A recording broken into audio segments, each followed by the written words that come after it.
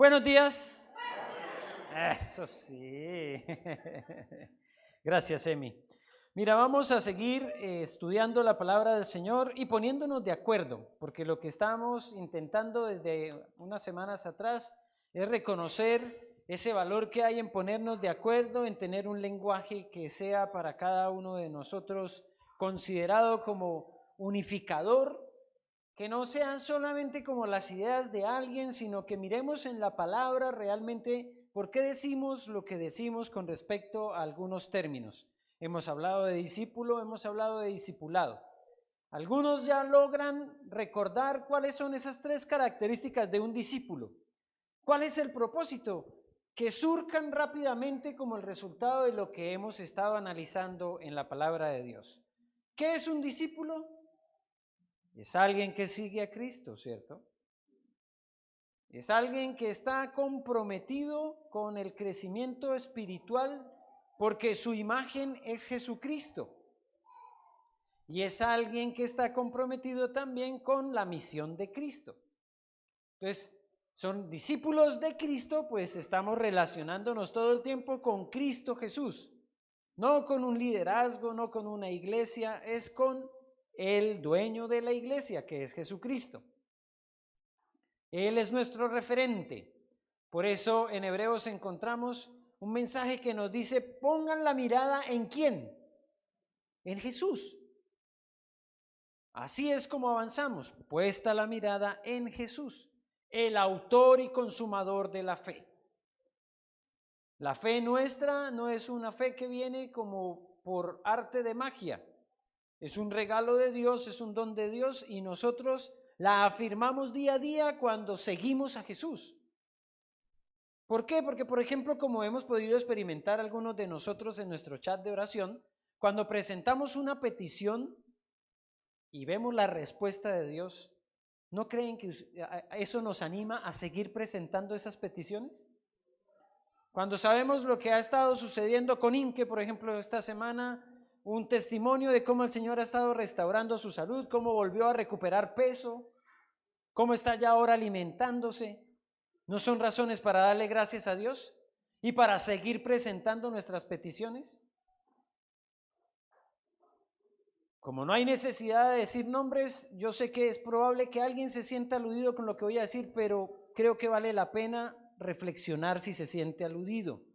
Hay personas a las que yo les escribo por interno y les digo, ¿te gustaría que esta petición, porque me hacen la petición de oración a mí, cuando estamos en conversaciones hablando, ¿te gustaría que esta petición de oración la colocáramos en el grupo, en el chat de oración? Y hay algunos que me dicen no. Yo tengo que respetar esa decisión, ¿cierto? Pero estamos perdiendo el apoyo de la iglesia. Estamos perdiendo la oportunidad de ver la gloria de Dios manifestada en muchos que están orando por esa petición. ¿Ven? Para eso está ahí ese chat, por eso nos acompañamos de otros en oración. Para que nuestra fe crezca. Cuando vemos las respuestas maravillosas del Señor. Ahora, como nos lo ha compartido el pastor Celindo, a veces la respuesta del Señor es sí y gloria a Dios. A veces es no y tenemos que decir gloria a Dios, aunque sea no. A veces nos pone a esperar, ¿cierto? Uno quiere a veces la respuesta estilo microondas, tin, tin, tin, calientito al rato. No, es esperando a veces. O a veces nos sorprende con una respuesta diferente a lo que nosotros queríamos o pedíamos. Pero siempre el Señor va a responder y veremos su gloria. Por eso crecemos en nuestra fe como comunidad cuando oramos los unos por los otros, cuando vemos las respuestas del Señor. Y entonces eso nos ayuda a madurar espiritualmente. Por eso la semana pasada cuando hablábamos de madurez espiritual, pues es la evidencia de un crecimiento.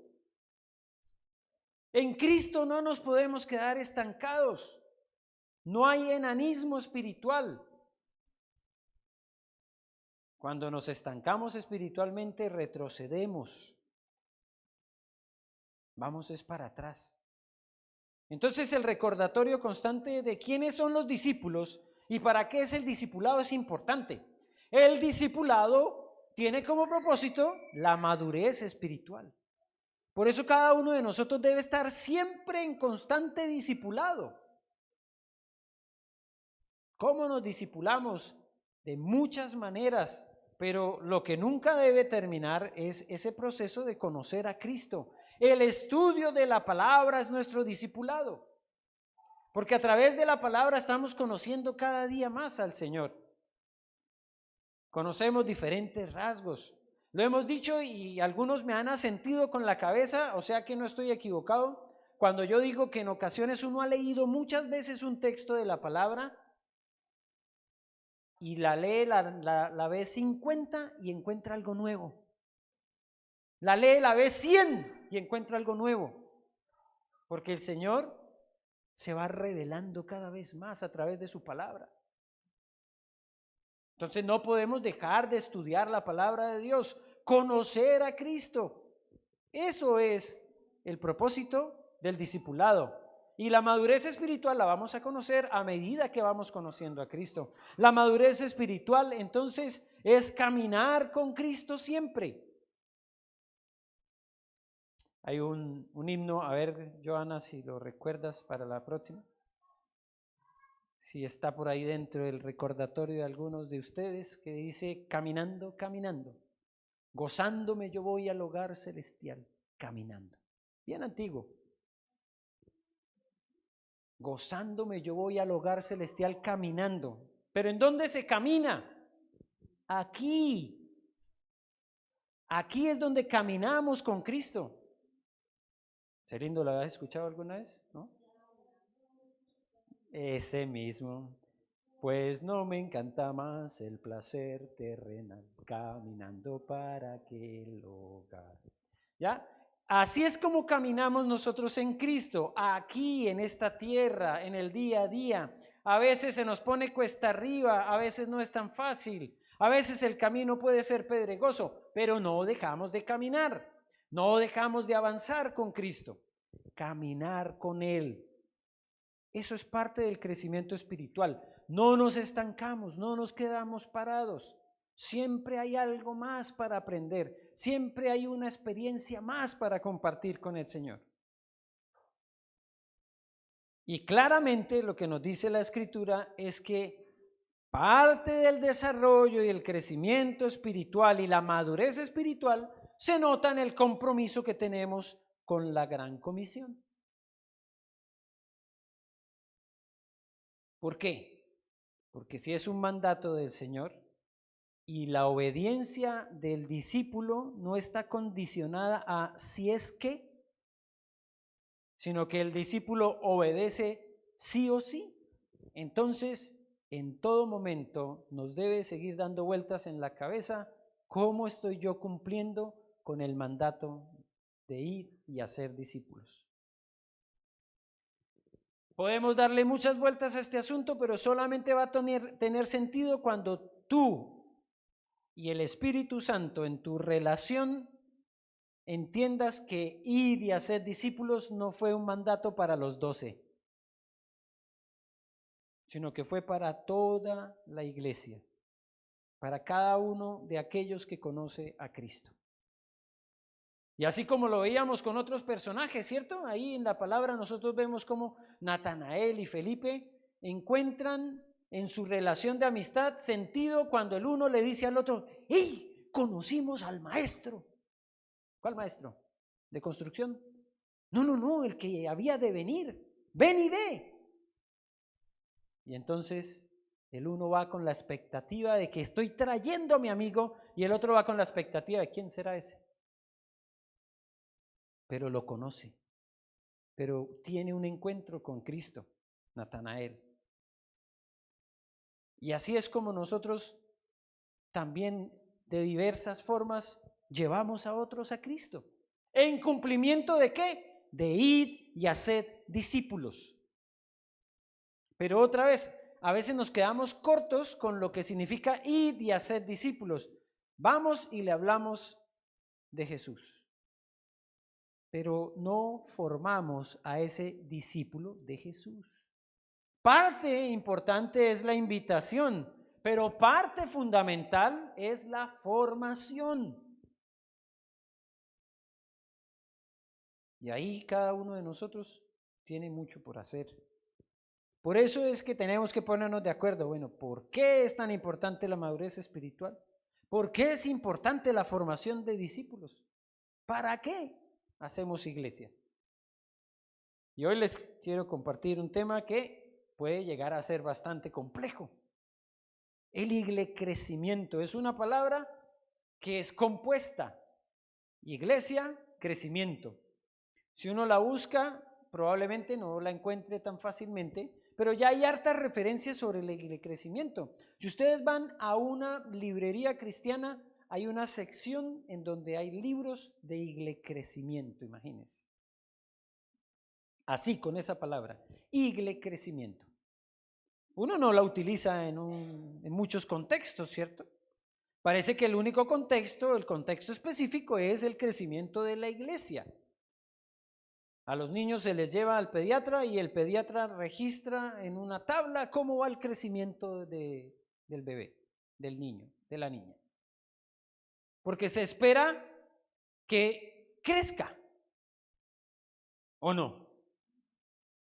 Y también que gane peso. Temita con David con el tema del peso, ¿cierto? Pero ya se está solucionando ese tema. Porque hay un proceso, hay un periodo en la vida de los niños en los que como que cuesta más ver el resultado de lo que hacemos cuando les damos una buena alimentación, cuando queremos que tengan lo mejor, pero se pegan a veces unas estancadas y uno dice, pero ¿por qué no crece? Bueno, gracias a Dios hay líneas que ayudan a ver una regularidad en el crecimiento. A veces uno no lo ve completo, uno no ve que está por encima de la línea, sino está de pronto un poco abajo de la línea. Pero hay unos marcadores de preocupación. Cuando el médico dice, está muy por debajo. Entonces hay que hacer algo. Y en iglecrecimiento también hay unas líneas. Son ciertas líneas invisibles, pero nos hacen pensar que la iglesia, cuando tiene sanidad, cuando está creciendo, debe mostrarse, debe identificarse. Se puede ver la razón de ese crecimiento y el por qué, y debe ser evidente que está creciendo. Por eso es importante que nos hagamos este autoexamen, nosotros como iglesia, como la iglesia de Cristo. ¿Qué trabajo estamos haciendo para ver ese crecimiento de la iglesia? Y no estoy hablando de esta iglesia local, el crecimiento de la iglesia de Cristo a nivel global. ¿Saben ustedes cuál es el grupo religioso doctrinal que más crece en este momento en el mundo? No es la iglesia cristiana, son los musulmanes. Imagínense. Y algunas de sus pancartas, como digamos anuncios públicos, son las Torres Gemelas, lo que hicieron allá, los atentados en España, en Francia, en Inglaterra, y crecen, y siguen creciendo. Y se abren mezquitas en muchas ciudades donde no las habían. Pero por el contrario, por ejemplo, como tuvimos la experiencia cuando visitamos a la familia allá en Suecia, vimos varias iglesias cristianas que habían sido convertidas en locales comerciales. En Europa hay muchas iglesias cristianas que se han convertido en bares, tabernas. Y muchas iglesias se cierran.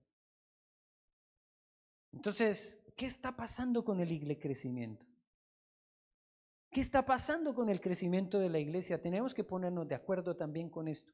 ¿Por qué la iglesia no crece? Por lo menos tener un acuerdo en el lenguaje de lo que sabemos va a pasar cuando nos pongamos de acuerdo. ¿Qué decía el Señor con respecto a la torre de Babel con esa gente que se estaba poniendo de acuerdo para construir esa torre? ¿Se acuerdan? Lo van a lograr. ¿Por qué? Porque se ponen de acuerdo. Entonces, si nos ponemos de acuerdo, ¿creen que podríamos lograr ver cambios, transformaciones en nuestras vidas? en la iglesia y en la dinámica del crecimiento de la iglesia? Mientras no nos pongamos de acuerdo, vamos a perder fuerza. Eso está completamente claro. Mientras no nos pongamos de acuerdo, el uno va a estar mirando el 9 y el otro está mirando el 6 y no avanzamos. Así que miremos la palabra de Dios, porque finalmente lo que necesitamos es que la palabra de Dios nos diga cómo crece la iglesia. Porque como les digo, hay muchos libros, he tenido la oportunidad de leer 2 o 3 parcialmente. La verdad es que no he podido avanzar mucho porque cuando noto que la dinámica que trae el libro con respecto al crecimiento empieza a tomar forma por lo que el hombre puede hacer y por lo que significa muchas veces poner al hombre en el centro, me desanimo y no sigo leyendo. Porque uno cuando lee un libro se da cuenta rápidamente del enfoque del escritor, ¿no? Algunos nos muestran rápidamente que su propósito es transmitir un mensaje que él mismo recibió del Señor a través de su palabra. Pero también es fácil identificar algunos libros que son completamente antropocéntricos, donde el centro es el hombre y lo más importante es el hombre. Y para nosotros lo más importante es Cristo. Y la Biblia es la norma de vida. Pero para hacer mención rápida de lo que significa a veces algunos de estos sistemas de crecimiento centrados en el hombre, algunas iglesias toman de partida como el propósito principal para el crecimiento la entretención. Que cuando la gente llega a esa congregación se sientan entretenidos. Y todo está condicionado para la entretención. Hay casi que preparado un show muy bien elaborado y muchas veces muy bien ajustado para las condiciones que humanamente nosotros tenemos. Por ejemplo, el sonido, la luz, las imágenes. Todo se transmite de tal manera que la persona que entra se sienta agradada y quiera quedarse y quiera volver. El mensaje, por ejemplo, que se transmite es de ánimo y motivación para todas las personas. Es motivacional. De vez en cuando toman un texto de la Biblia, a veces un versículo, y de ahí se establece todo un mensaje que habla de positivismo, que habla de superación, pero que no habla de Cristo. Y esas son las dinámicas que algunos acogen para poder ver un resultado. Y les voy a contar una bien descarada que permitía crecimiento en una iglesia. La conocí en Bogotá, en el sur de Bogotá. Esta iglesia tenía un programa de ayuda a las comunidades, a las personas necesitadas. Entonces tenían mercadería que compraban en la semana y habían unos pequeños mercados como familiares que se entregaban para las personas que habían estado en todo el culto. Solo para los que habían estado en todo el culto. Requisito, haber estado en el culto. Claro, el culto estaba lleno, pero estaba Cristo en esos corazones. Se predicaba a Cristo, se mostraba a Cristo.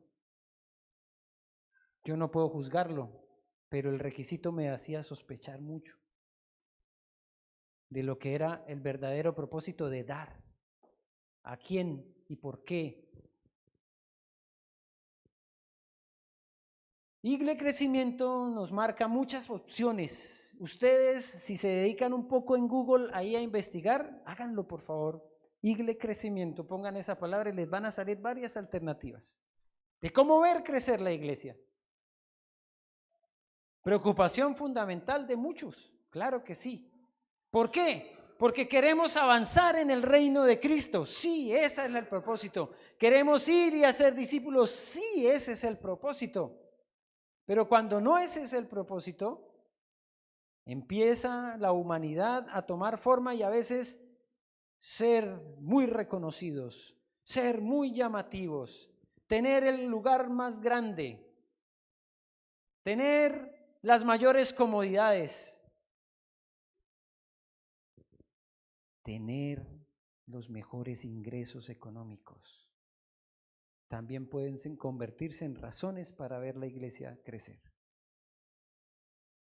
y perder de vista la razón principal, que es ir y hacer discípulos.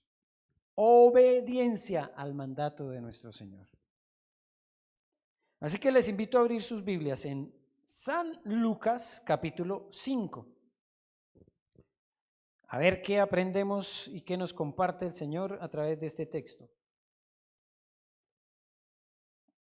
Lucas capítulo 5.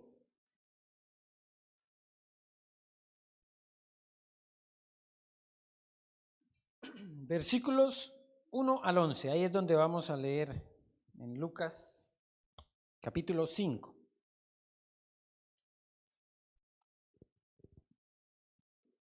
La pesca milagrosa. ¿Ya tenemos Lucas 5? Dice la palabra del Señor. Aconteció que estando Jesús junto al lago de Genezaret, el gentío se agolpaba sobre él para oír la palabra de Dios. Y vio dos barcas que estaban cerca de la orilla del lago, y los pescadores, habiendo descendido de ellas, lavaban sus redes. Y entrando en una de aquellas barcas, la cual era de Simón, le rogó que la apartase de tierra un poco, y sentándose enseñaba desde la barca a la multitud. Cuando terminó de hablar, dijo a Simón: boga mar adentro y echad vuestras redes para pescar. Respondiendo Simón le dijo: Maestro, toda la noche hemos estado trabajando y nada hemos pescado, mas en tu palabra echaré la red. Y habiéndolo hecho, encerraron gran cantidad de peces y su red se rompía. Entonces hicieron señas a los compañeros que estaban en la otra barca para que viniesen a ayudarles, y vinieron y llenaron ambas barcas de tal manera que se hundían. Viendo esto, Simón Pedro cayó de rodillas ante Jesús diciendo: apártate de mí, Señor, porque soy hombre pecador. Porque por la pesca que habían hecho, el temor se había apoderado de él y de todos los que estaban con él. Y asimismo de Jacobo y Juan, hijos de Zebedeo, que eran compañeros de Simón. Pero Jesús dijo a Simón: no temas, desde ahora serás pescador de hombres. Y cuando trajeron a tierra las barcas, dejándolo todo, le siguieron. Padre bendito, te damos gracias por esta palabra. Gracias por este mensaje y por este recordatorio constante que tú nos haces a través de tu palabra.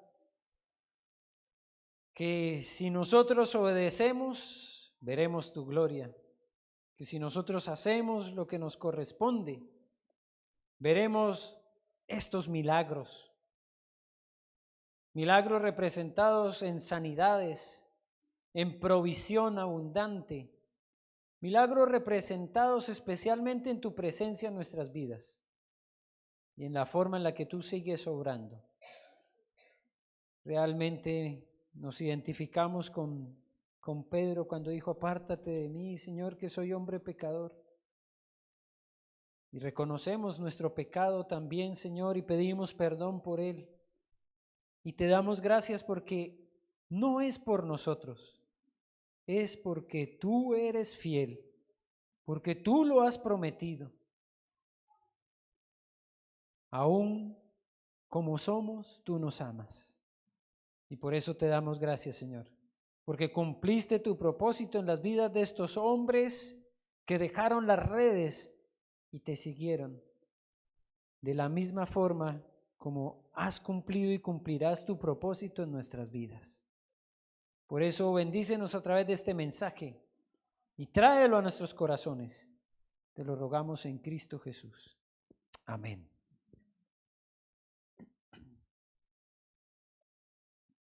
La pesca milagrosa. Estos pescadores, nosotros leemos claramente en este texto, fueron los que el Señor primero llamó, y los llamó a que lo acompañaran, a que lo siguieran, pero no hay ninguna expresión aquí hipotética de lo que ellos hacían. Claramente, y como lo mencionaba la semana pasada, si alguien lo recuerda, lo más probable es que Jesús no olía a flores de jazmín. No, a veces uno se pone a pensar, bueno, ¿y quién era Jesús? Sí, claro, Dios con nosotros, Emanuel. Pero fue un humano conforme a cada uno de nosotros, con todas nuestras debilidades. Transpiró, comió, durmió. Y como lo veíamos la semana pasada, cocinó. ¿Ya qué queda oliendo uno cuando cocina a veces? A comida. A veces funcionan bien los sistemas estos de extractores, ¿cierto?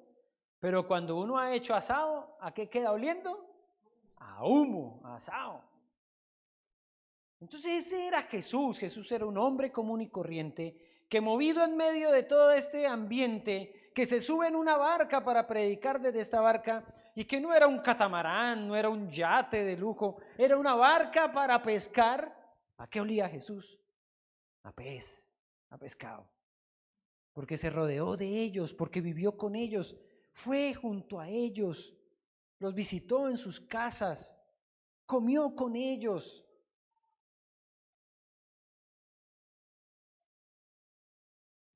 Eran pescadores de peces, no de esa pesca deportiva que uno ve estos caballeros con estos chalecos así llenos aquí de anzuelos muy bonitos.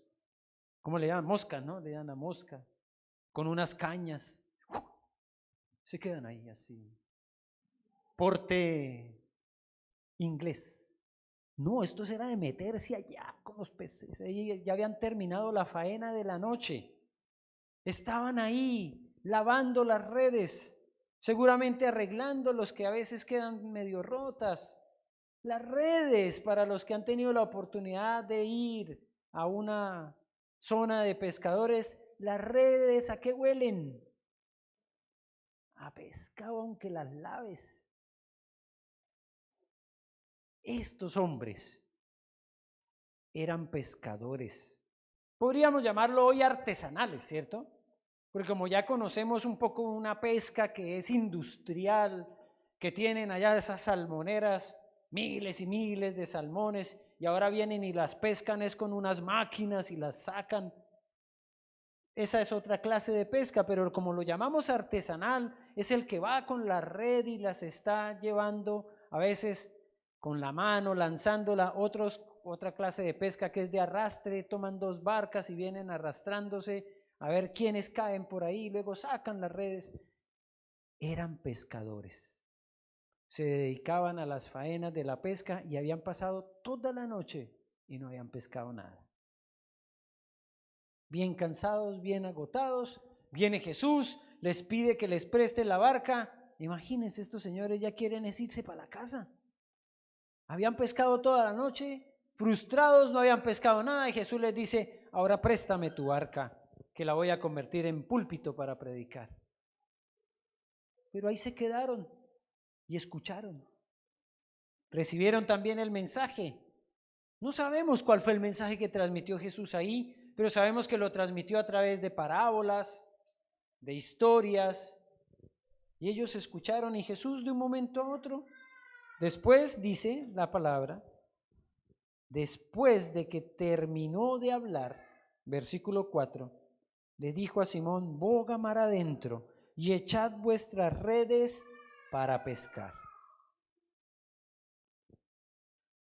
Maestro, toda la noche hemos estado trabajando y nada hemos pescado, mas en tu palabra echaré la red. Y estos señores, en la palabra de Jesús, echan las redes y se empiezan a llenar y empiezan a tratar de sacarlas, y está tan lleno que se les voltea la barca.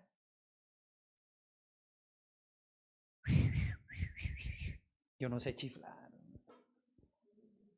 ¿Quién chifla bien fuerte? No, fuerte, alguien que haga fuerte. Ese sí, yo creo que así lo llamaron, ¿cierto? Pues si están adentro, ¿cómo lo llaman? Vengan, que esto está lleno, se nos está hundiendo esta barca y llega la otra barca. Se llenan las dos barcas. ¿Cuál es la expresión que hay en ellos, además de lo que nosotros podríamos pensar es la alegría de ver esa pesca tan terrible? ¿De qué se llenaron? ¿Se acuerdan? ¿Lo escucharon? ¿Lo leyeron? Se llenaron de temor. Es que no es posible que después de estar toda la noche en este mismo lugar pescando y no pescamos nada, ahora este tipo nos dice, lancen las redes y esto se llena.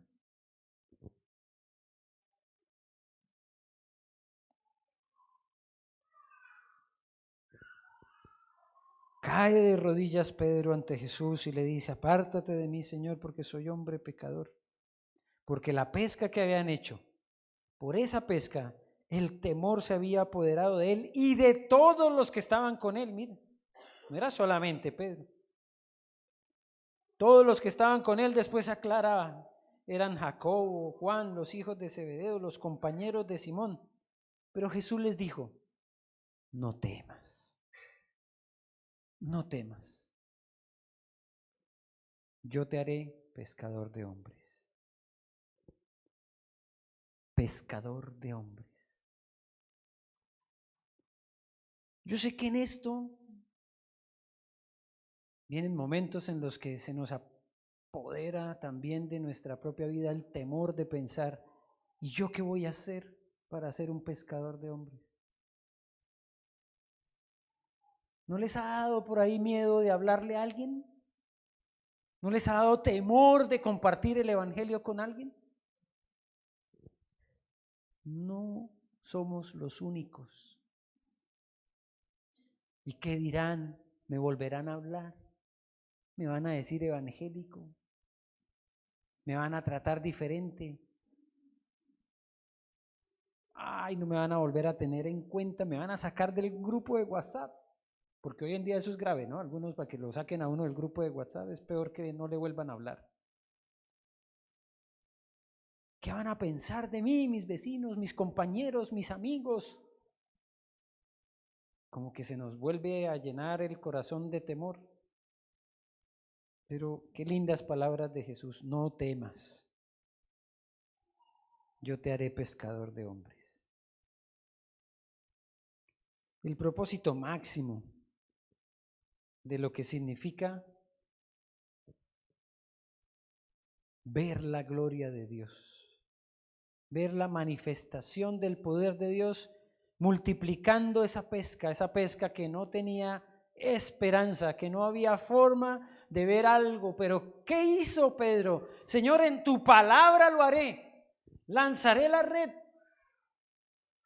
Y vieron la multiplicación de esos peces. No fue la única vez. El poder de la multiplicación lo tuvieron que ver nuevamente estos señores, reflejado en un Jesús que toma solamente 5 panes, 2 peces y alimenta una multitud. ¿Y cuál era la preocupación de ellos? Señor, esta gente ya lleva mucho tiempo con nosotros, despáchalos, que se vayan para sus casas. Y Jesús les dijo, denles ustedes de comer. Se las puso fácil. Otra vez el temor, ¿cierto? ¿Y ahora qué hacemos? ¿Cómo le vamos a dar de comer a toda esta gente? Es un gentío. Ahí lo dice. Gentío era lo que acompañaba a Jesús. Yo no sé si nosotros utilizamos mucho esa palabra, ¿cierto? Aconteció que estando junto al lago de Genezaret, el gentío se agolpaba.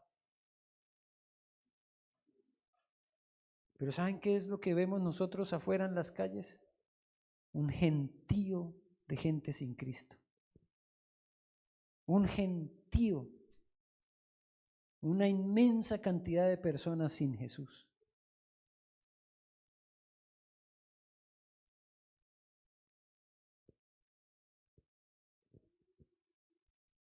Estos señores tenían que alimentar a toda esa cantidad de gente y Jesús les mostró cómo se hace.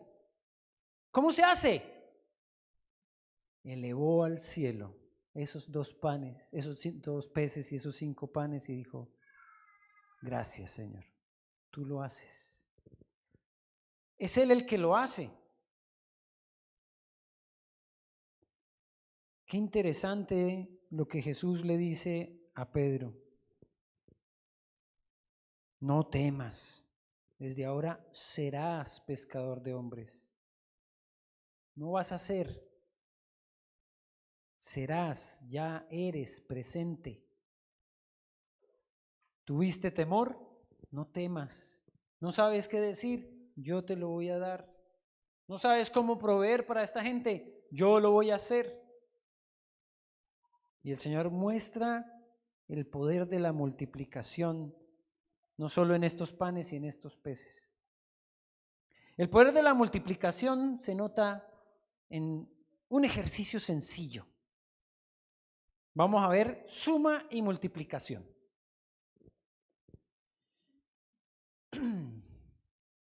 Hablemos en dólares porque el dólar está caro y va a seguir subiendo según dicen los expertos. Hablemos en dólares. ¿A usted les gustaría que yo les diera $10 cada día? ¿O les gustaría mejor recibir $1 y que cada día yo les dé el doble de lo que tenga cada día en dólares? La multiplicación de lo que les dé en dólares. ¿Prefieren tener $10 un día o $1 un día, sabiendo que los $10 van a ser sumatoria y el dólar va a ser multiplicación? O sea, el primer día les doy $1 o $10, pero los que escojan la suma, pues el segundo día van a recibir otros $10 y el segundo día van a recibir $2, ¿cierto? Porque el primer día 1 se multiplica 2. ¿Quiénes quieren los $10? ¿Quiénes quieren los $2? Pero son más $10. Mira, ya tienes 20 y aquí solamente tienes 2. Tercer día, a ver si nos sale la cuenta, ¿no? El tercer día ya tendrías otros $10, pero por este lado, 4, la multiplicación. Entonces aquí tienes $30 y aquí ya tienes 7. El 1, después recibiste 2 y después 4. Son 7. ¿Todavía quieren seguir recibiendo de a poco? ¿Sí? Gente inteligente esta. Qué bueno. Pero aquí ya hay 30. ¿Nadie se quiere cambiar para allá? Hay 30. Y aquí solamente 7. Mira las caras de alguno. ¿Esto va a tener sentido en algún momento? Cuarto día, entonces ya tienes 40, pero por este lado ya recibes 8, entonces tienes 15. Negociazo, 40 o 15. ¿No los convenzo todavía? Otro día más. Un día más y entonces ya tienes 50. Y los que están recibiendo la multiplicación 31, mire, siempre van a la pérdida. ¿Por qué se quedan con la idea de la multiplicación? Quédense con la suma.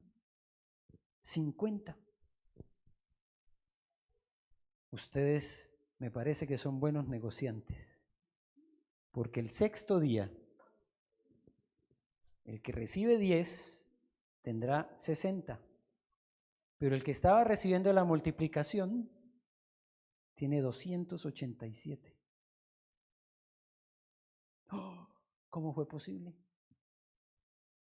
Multiplicación.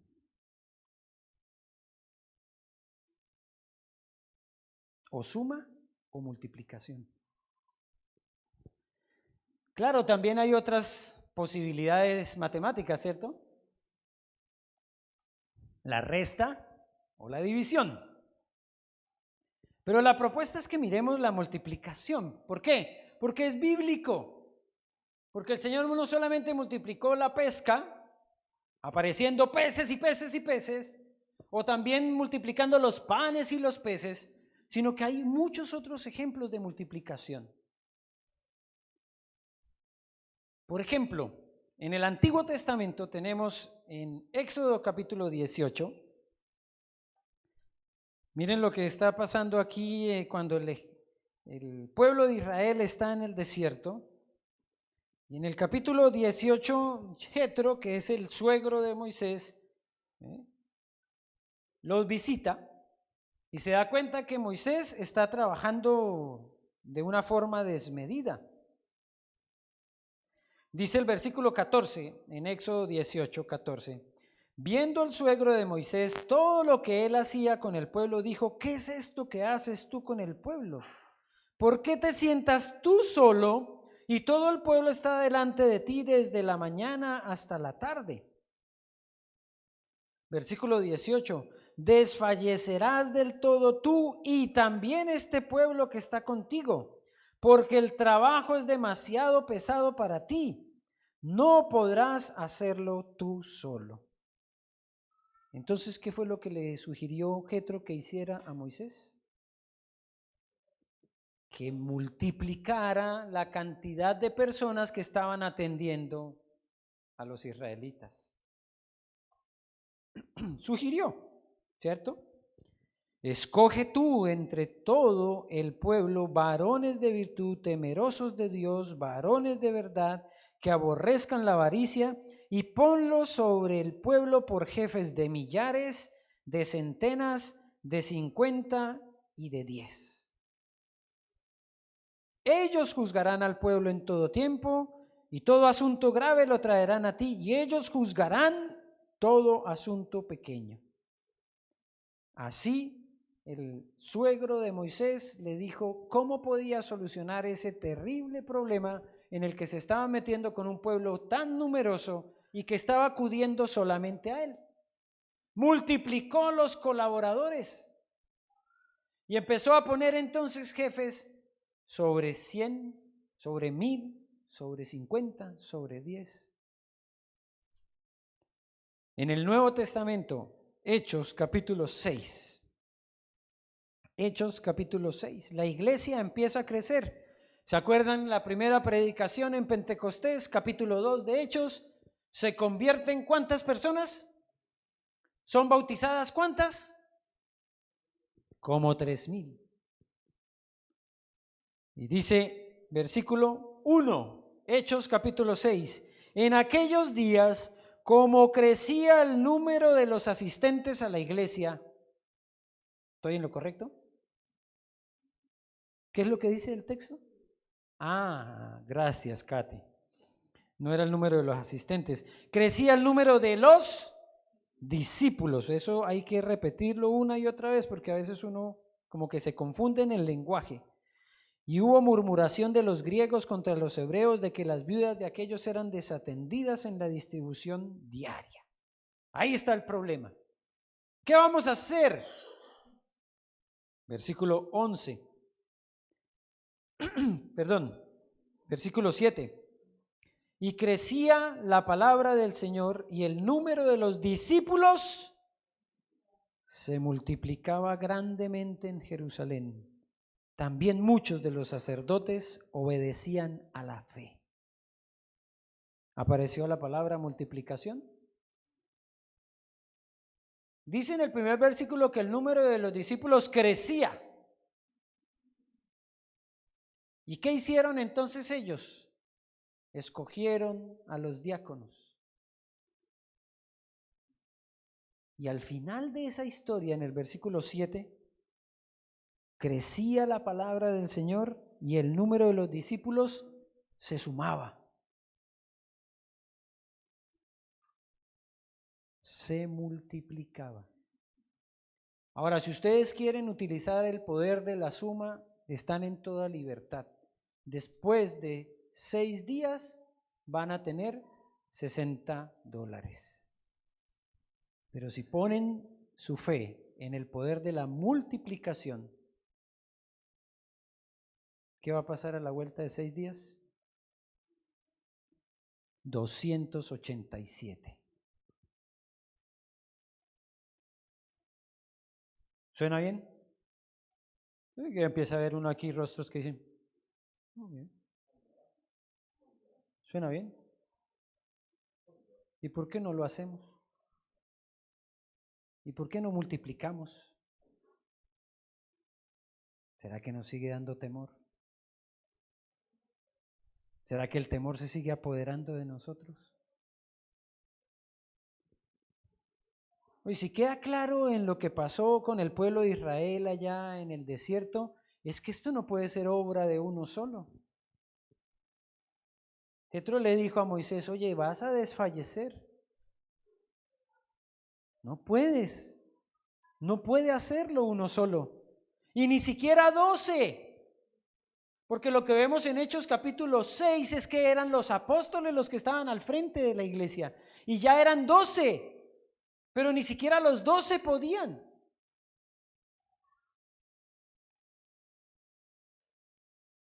Esto es una obra en la cual cada uno tiene que hacer su parte. Y lo que pasó en Hechos capítulo 6 es que los apóstoles dijeron, estamos descuidando el tiempo que dedicamos a la palabra. Sí, se están desatendiendo las viudas, sí, hay un tema que hay que solucionar, pero cada uno debe hacer la parte que le corresponde. Entonces por eso escogieron a las personas apropiadas. Y cada uno de nosotros tiene un lugar apropiado en el cual servir, donde el Señor quiere que estés para ser parte de la obra. Pero sin lugar a dudas, todos hemos sido llamados a ser y a ser. A ser y a ser. ¿Ven cómo suena parecido, pero no es lo mismo? A ser discípulos y a hacer discípulos. ¿Cuándo lo vas a entender? Resultado de la obra del Espíritu Santo en tu vida. Pero eso no lo determino yo, es lo que la palabra del Señor dice. Hemos sido llamados a hacer discípulos. Y mientras tanto, cada uno de nosotros, según el don que ha recibido, ministrelo a otros como buenos administradores de la multiforme gracia de Dios. Sí, muy lindo tenemos cada uno de nosotros dones, talentos que hemos recibido. ¿Para qué? Como siervos, para ponerlos en práctica. De lo contrario, como en el caso de Onésimo, seremos considerados como siervos inútiles. Pero hasta este esclavo fue recibido como un hermano amado. Cuando el poder de Dios transformó su vida, fue cambiado de siervo inútil a alguien muy útil, dijo el apóstol Pablo, me es muy útil. La transformación de la obra de Cristo, el crecimiento espiritual demostrado en la vida de Onésimo. Estos señores, después de la resurrección de Cristo, habían vuelto a las redes, estaban pescando nuevamente, lo encontramos nosotros en Juan. Jesús se manifestó otra vez a sus discípulos, versículo 1 de Juan capítulo 21, junto al mar de Tiberías, y se manifestó a ellos. Simón Pedro dice en el versículo 3, les dijo, voy a pescar. Ellos le dijeron, vamos nosotros también contigo. Fueron y entraron en la barca y aquella noche no pescaron nada. Y cuando ya iba amaneciendo se presentó Jesús en la playa, mas los discípulos no sabían que era Jesús. Y les dijo, hijitos, ¿tenéis algo de comer? Le respondieron, no. Él les dijo, echad la red a la derecha de la barca y hallaréis. Entonces la echaron y ya no la podían sacar por la gran cantidad de peces. Entonces aquel discípulo a quien Jesús amaba dijo a Pedro, ¡es el Señor! Y Simón Pedro, cuando oyó que era el Señor, se ciñó la ropa porque se había despojado de ella y se echó al mar. Y los otros discípulos vinieron con la barca arrastrando la red de peces, pues no distaban de tierra sino como 200 codos. Al descender a tierra vieron brasas puestas y un pez encima de ellas y pan. Y Jesús les dijo: traed de los peces que acabáis de pescar. Simón Pedro sacó la red a tierra llena de grandes peces, 153, y aun siendo tantos, la red no se rompió. Les dijo Jesús: venid, comed. Y ninguno de los discípulos se atrevía a preguntarle: ¿tú quién eres?, sabiendo que era el Señor. Sabiendo que era el Señor.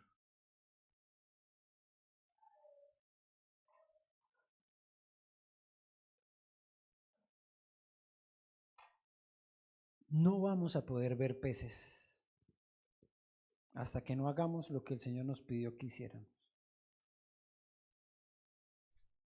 Estos pescadores volvieron otra vez a las redes. Ya las habían dejado. Ya habían sido llamados a ser pescadores de hombres.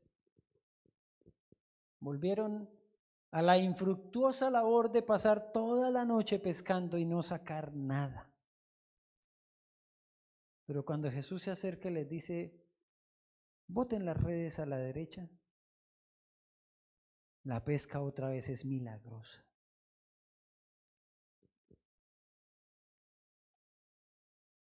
Y no lo dice el texto, pero yo considero que una de las razones por las cuales no se atrevían a preguntarle nada a Jesús era el mismo temor que habían tenido antes.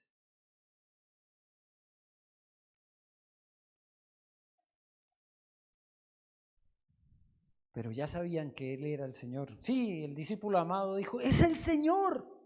Y Pedro se lanzó.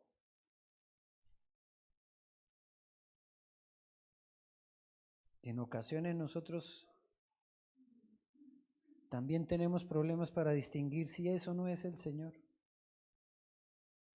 El que nos llama, el que nos está diciendo: ve, habla con esa persona.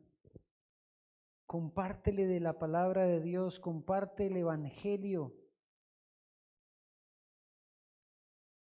Pesca. Pero Señor, ya lo intenté toda la noche. Bueno, entonces ve a la derecha. Inténtalo allá a la izquierda. Ve al frente. Ve allá atrás. Habla, que yo estaré contigo todos los días hasta el fin del mundo. ¿Por qué no vamos a pescar hombres? Y preferimos quedarnos todavía con las redes que huelen a pescado, que huele mal. No nos digamos mentiras, el pescado no huele tan rico. Pero a veces nos quedamos pegados de las redes y, como dijo alguien, hoy sí que hay redes de cuáles quedarnos pegados. Instagram, Facebook, WhatsApp. Hoy también nos estamos quedando pegados de unas redes que no nos dejan ir a pescar hombres como nos ha llamado el Señor.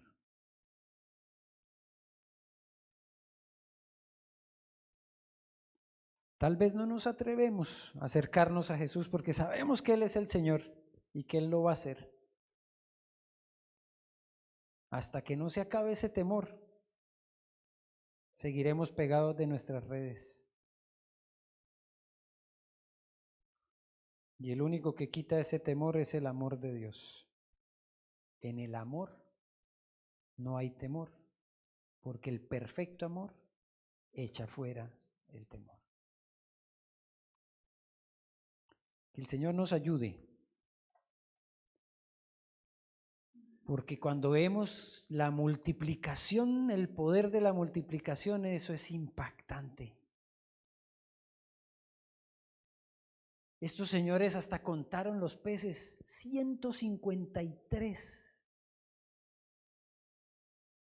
Y la red no se rompía, aunque eran peces grandes. Cuando tú veas una vida transformada por el poder de Dios, va a ser más la alegría de poder ver 153 peces en una red. Cuando tú compartes la palabra de Dios y ves cómo Dios cambia y transforma vidas, tiene sentido en tu corazón esa frase maravillosa de la palabra que cuando un pecador se arrepiente, ¿qué hay en el cielo? Fiesta. Fiesta. Cuando tú participas de esa fiesta, el gozo llega a tu corazón, no hay espacio para el temor. Que el Señor nos ayude a entender que fuimos llamados a ser pescadores de hombres, no solo peces. Y si a alguno le pega al auto la figurita esa del pececito, es para recordarnos a quiénes a los que vamos, qué clase de cristianos somos, si somos pescadores o solo pescados. Padre, te damos gracias por esta palabra, por este mensaje maravilloso que nos sigue recordando tu poder manifestado en la multiplicación, así como veíamos allá en Hechos capítulo 6, y crecía la iglesia y se multiplicaba. Ayúdanos, Señor, a verlo, a palparlo, que cada uno de nosotros en nuestro encuentro contigo pueda entender a qué fuimos llamados y qué parte fundamental podemos nosotros hacer o cumplir dentro de tu iglesia. Gracias, Señor, por este mensaje que nos muestra cómo se da el crecimiento cuando uno a uno nos multiplicamos. Cuando nos multiplicamos en dos y después esos dos se convierten en 4. Y cuando esos 4 se convierten en 8. Ese es el crecimiento exponencial que transmite tu palabra. Cuando uno que ha sido transformado por Cristo llama a otro para que también sea transformado por Cristo. Ayúdanos, Señor, a entenderlo y a ponerlo en práctica. Te lo rogamos en el nombre de Cristo Jesús. Amén.